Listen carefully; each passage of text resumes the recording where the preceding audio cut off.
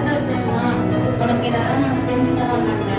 எங்களுக்கு வந்ததுக்கு பிறகு எங்களோட சம்பள உயர்வு எடுத்துக்கிட்டாங்க, எங்களுக்கு எல்லாம் சுழற்சி முறைகள் செஞ்சு கொடுத்தாங்க.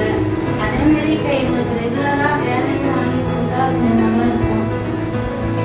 இப்போ எல்லா ஊர்லேயும் சுழற்சி முறை போகிறாங்க, அதை மட்டும் ரத்து செஞ்சு கொடுத்து எங்களுக்கு ரெகுலராக நாங்கள் 15 வருஷம்